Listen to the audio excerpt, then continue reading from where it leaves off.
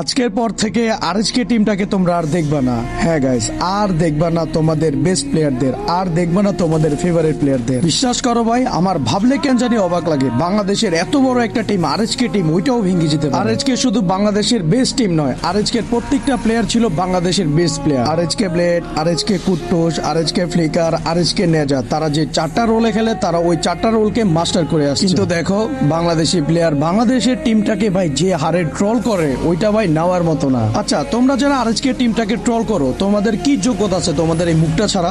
তোমরা কি আরএসকে থেকে বেস্ট একটা টিম বানাতে পারবা? পারবা না। তো ভাই ট্রল করো কেন?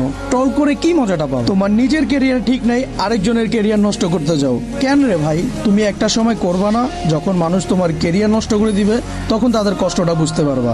এসব বাঙালিদের জন্য বাংলাদেশের আজকে এই অবস্থা। জিতলে মাথার উপরে, হারলে পায়ের তলে।